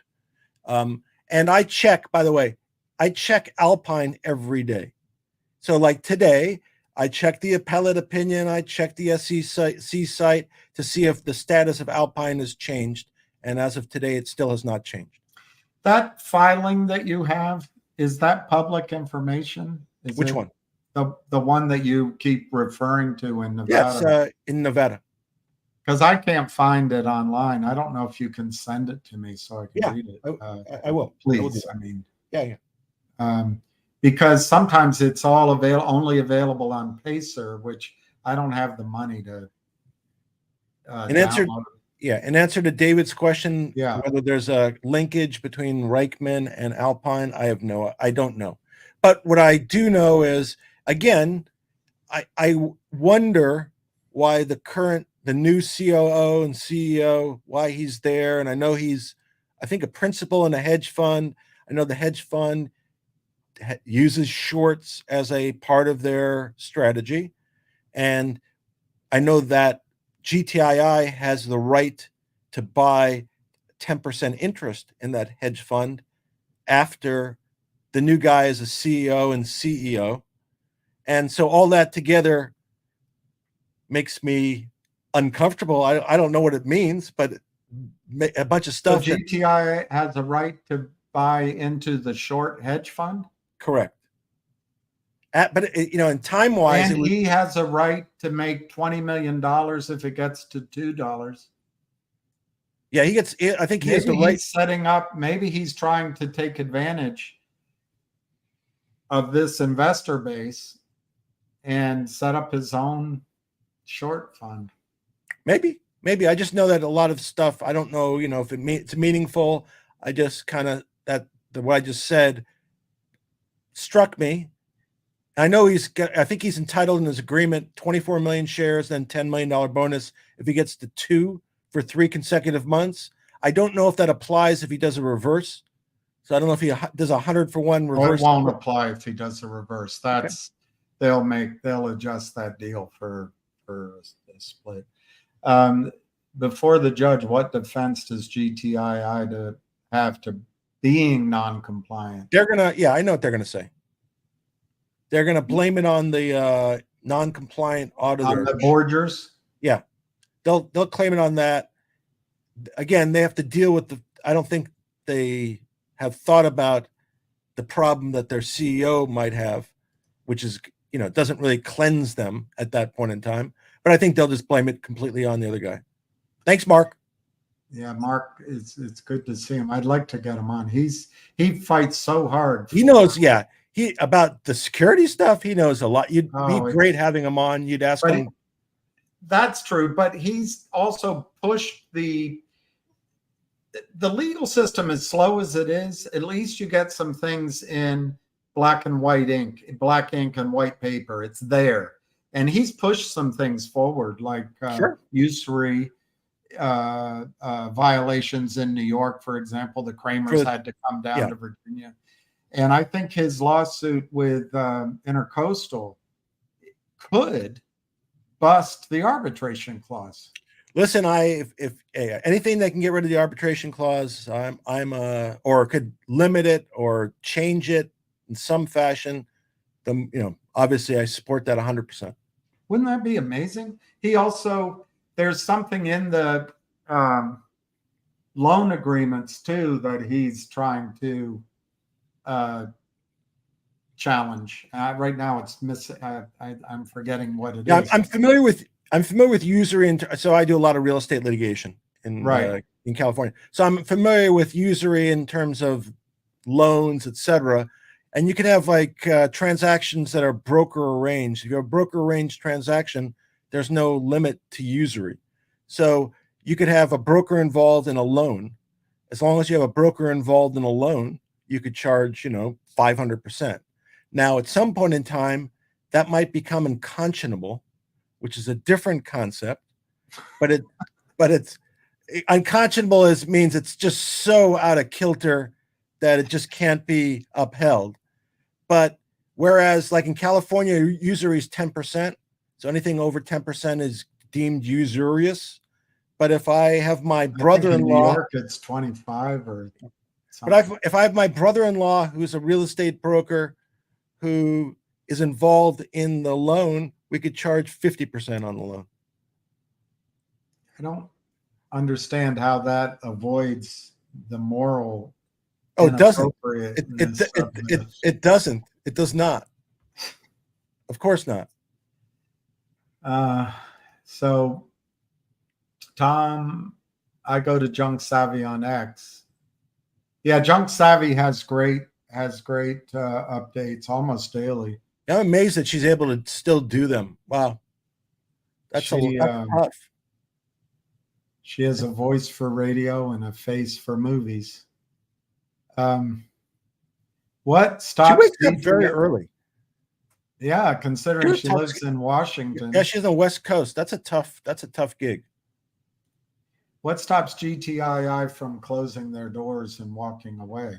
I don't know. They don't have any doors. They don't have any doors. Yeah, there's the problem there. They don't have a space.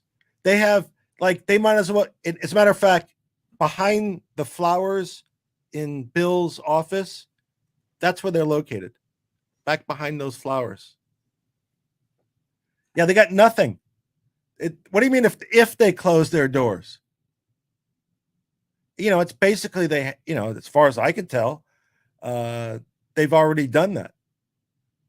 Okay, so yeah, I don't know what that means. So I don't know. I think that's to mention the multi-million donations that went to Mama. Did that happen? I don't know who Mama is. I don't either. So we'll have to skip it. All right. So Aaron Foxhunter Ambrose asks, in your honest opinion, Richard, will GTII recover after all of this, after all the lawsuits, corruption from Reichman and the board, the Alpine case coming to a close? Will the Longs have victory? I'm not optimistic.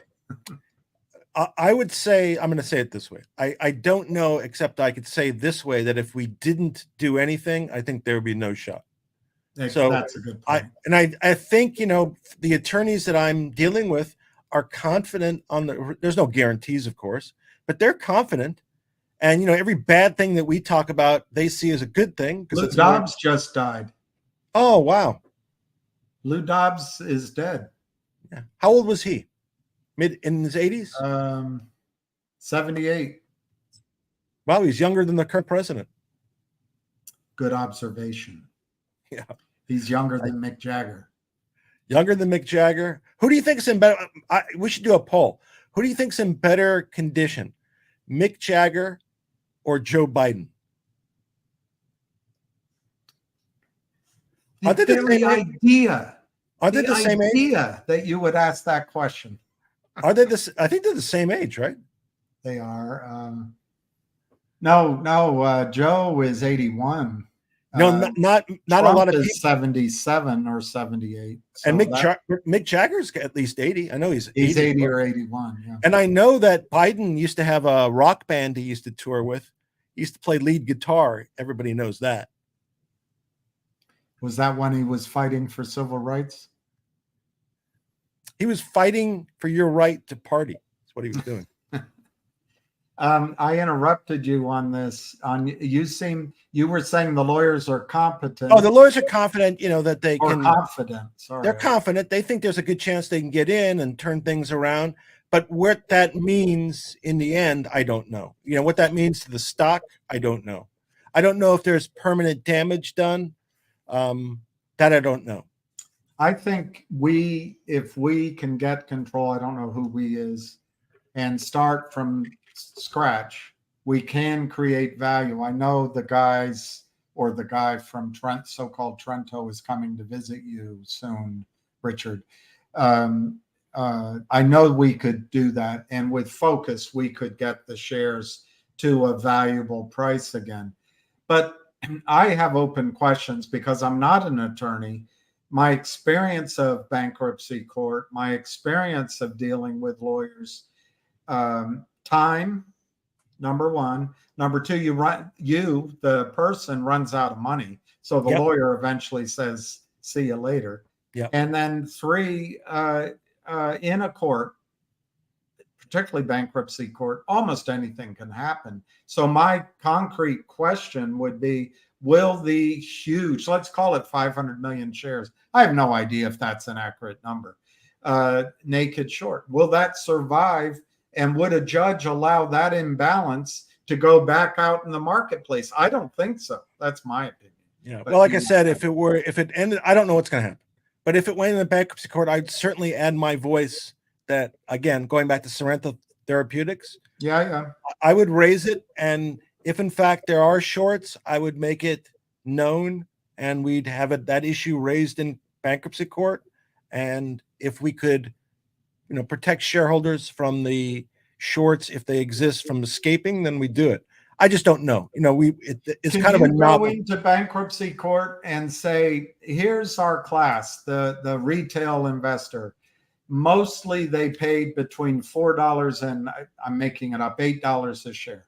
We would like the shorts to maybe refund their money or buy everybody back at $8 a share. Listen, one of the ideas I professed, and I still think it's not me funding it. So if I had like a whole bunch of extra money, and I would, for me, I'd find 5 creditors. I'd throw GTII into an involuntary bankruptcy where they're not the ones who are filing it. It's the creditors who are putting them in. And then I would liquidate it and keep it in that Chapter 11. I do clawbacks. I would do whatever I needed to do, and I do the cleanup.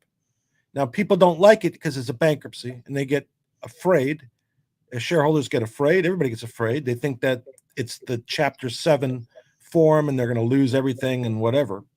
But I think it's a manner in which, again, it has to be specific, because it's not every time that we have suspicions about management. But if you have suspicions about management, here's an opportunity that you can exercise control.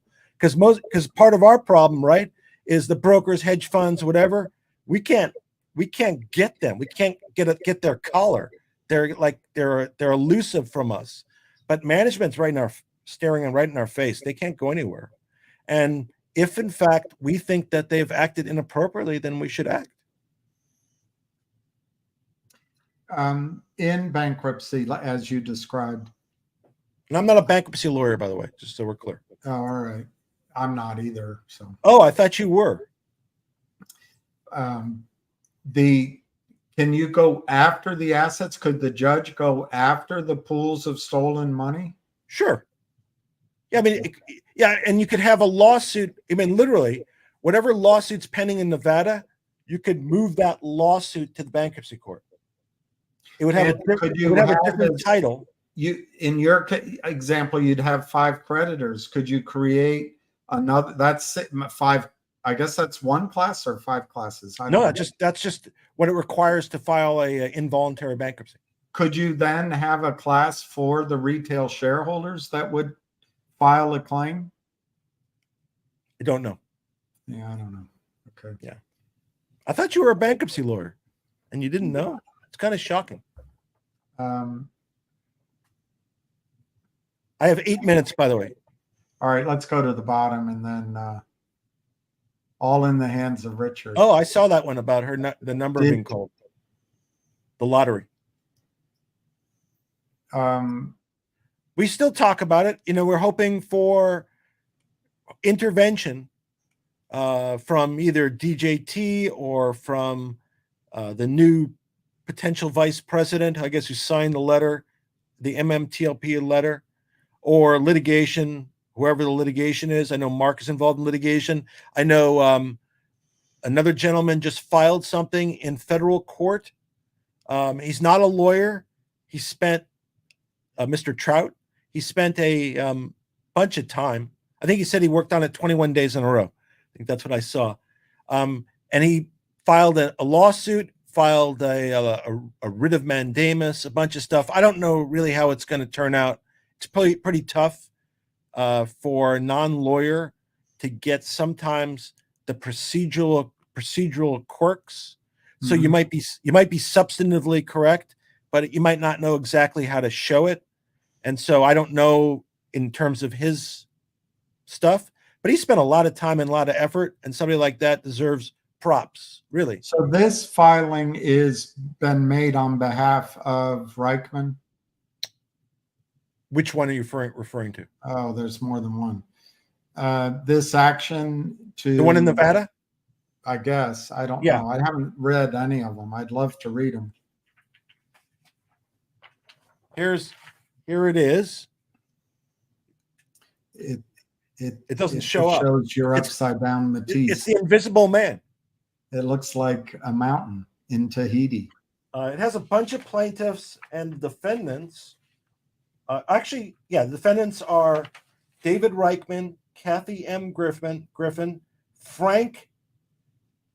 I'm going to spell the name. Enintendo.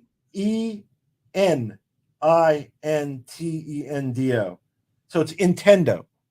If you think of the game Nintendo, that's really what it is. Not Pen Nintendo, like Frank and Donald Gilbert. Those are the four board members.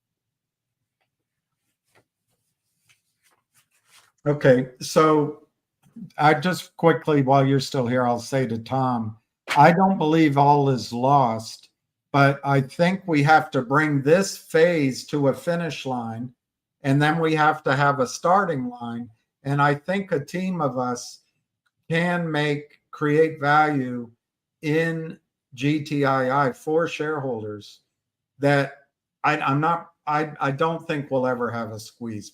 Others may have different, the squeeze to the moon, but we could have action that at least attempts to get people whole, maybe better, but it's going to take time. It's going to take a lot of work, and it's going to have to be a strategy. And we could all be surprised, in my mind, we could be surprised. Maybe like new management is fantastic and they're able to pull off tricks. It's possible, I don't know. Carito, if you want naked shorts, there you go, sprayed on their wall. Yeah, I'm. Somebody said earlier that we seem so calm. I'm not. I've been hurt by this. It's just. Go ahead. Yeah, I was really annoyed yesterday, in the morning when it came out.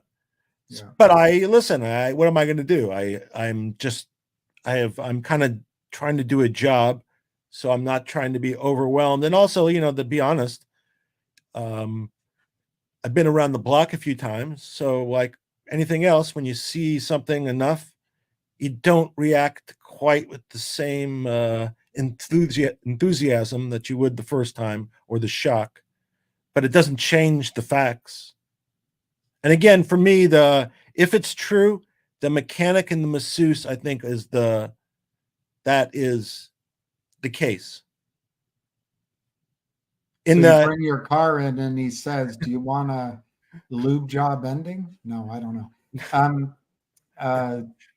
No, you'll be happy after your lube job.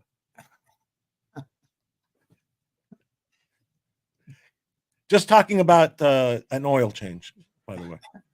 Yeah, I'll have the oil change up front. That's why everybody, it was unusual about that place is everybody who left with a smile on their face. You went to Jiffy Lube and you left with a big smile.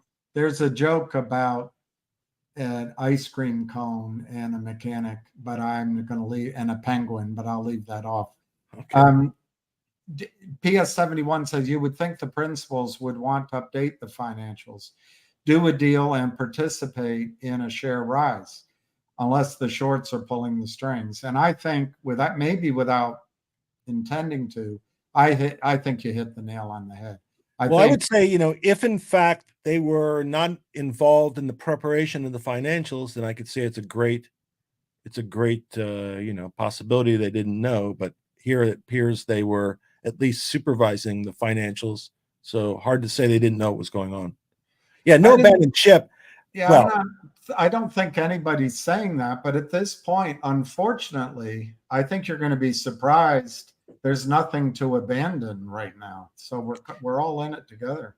yeah, I obviously haven't changed my position or opinion, and we're going forward, and we'll do what we can. I would prefer, listen, I prefer the stock was at 15 and we were on the NASDAQ as opposed to where we are now. I don't know what's happened to BBY. It was in a bank. I think it was there was a, I'm not familiar with it, but there's also a bankruptcy attached to that. There was a weird bankruptcy where the judge apparently approved a certain amount of asset in the new co to be allocated to equity. I don't remember the details. It was unique, but maybe if it's been successful, that would be a perfect example. So PS 71, I have some experience with bankruptcy. Shareholders are last on the list. That's true. Yeah, except for the janitor. It should be a last resort. Well, yeah, usually the problem is there's no assets. And so here, that's the idea, is that if there's stock or other things that have been moved elsewhere, it's probably traceable. Certainly there's real property that might be traceable. I can give you one reason to go through bankruptcy. You come out with a clean company, we'll be the same shareholders, and we can go to work. Unfortunately, I personally think, I'm not a lawyer, that the judge will cleanse it of the naked short position. I don't believe any court in the world will give shareholders outrageous upside targets. I just don't believe that. Maybe $20. Listen, I was going to say, so let's pretend, and then I'm going to have to run on you. Let's pretend for the sake of discussion that things went on and there was negotiations and the shorts came free and they agreed to pay $20. Listen, for those now who are, I think it's at a nickel. Was it a nickel today? Yeah, so it's nickel. Yeah, so that's 400 times. So that's a 4,000% move. I think that's 4,000%. That's good usually. Yeah. I mean, if you could do that like once a week, you probably could retire.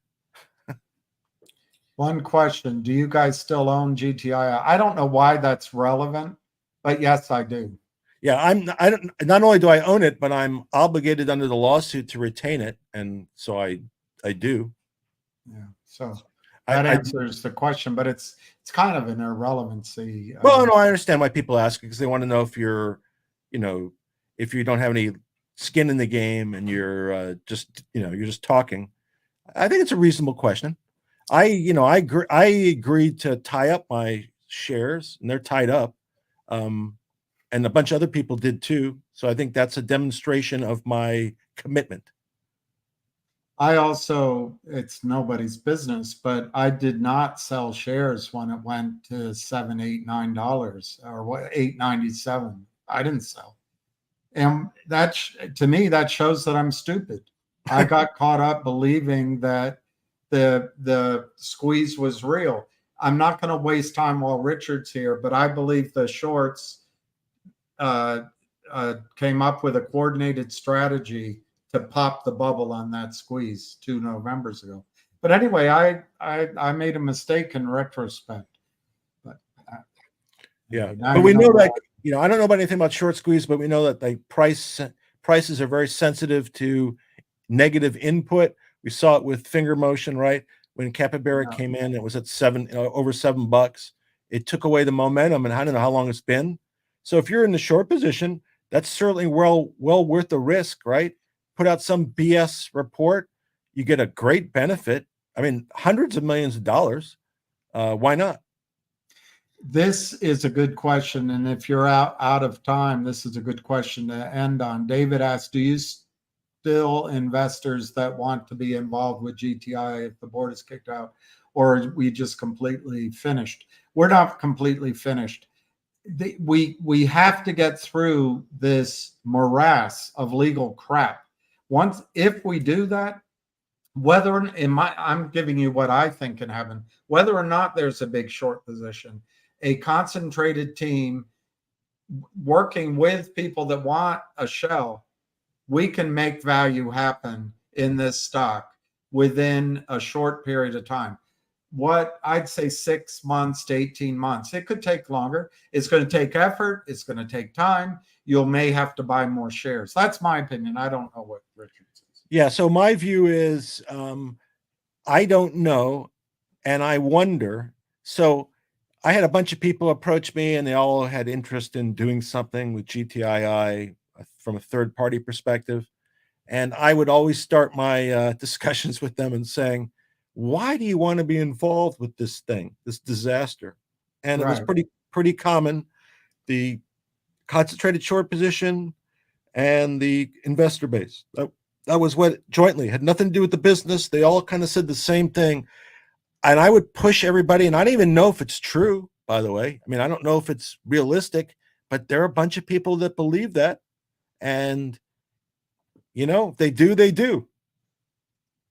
So who are the creditors? I think there's creditors. There probably are. I mean, you could find them. I think the Trento mine guys would say they're creditors, but I'll there's probably some small lenders, or there may be there may be vendors that have claims. Doesn't have to be large claims. It could be, I think, under bankruptcy law, it could be one large creditor or 5 smaller creditors, something like that. I agree, nothing's dead, and obviously nothing has changed in terms of me. I'm bothering our attorneys as much as I have been before. I provide them whatever I can. Are they going to reverse split? It depends on who's in charge. Yeah. I think if I they're were in charge, I would never reverse split ever. I think if they get in charge, they'll reverse split it. Yeah, I think so. Because I think, and I don't know if this is true also, but to the extent they're shorts, the logic seems to be, if you reverse split it, that you give the opportunity. Well, one, you reduce the number of shares, you reduce the number of shorts. You also now give them the opportunity to re-short it because the price is higher. So that's concern about that. It's a perfect crime. Before I go, PS 71, which I like. So we have near where I live. It might be near you. No, I was going to say, right where I am, they're building the wildlife bridge, because there's a bunch of wild animals that run across the freeway, and they get hit on the freeway. And it's bobcats and those things that are in the Santa Monica Mountains. And they're named, the way they name them, they tag them like PS 71. That's kind of like how they're tagged them. So I don't know if that's a reference to the bobcats, the wild bobcats out here, but that's what it made me remind me.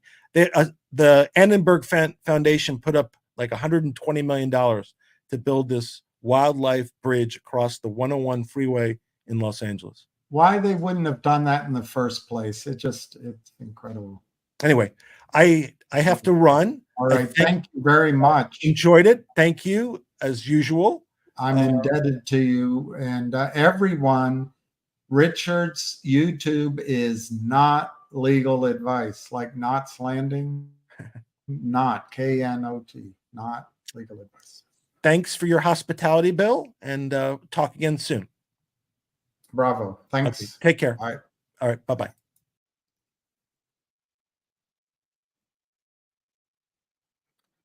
It's all frozen. It's all frozen. All right, there we are. Okay. I don't know. Everything's frozen. We'll give my computer time to realize there's only one screen. But right now it's frozen over there. I don't know if you can hear me.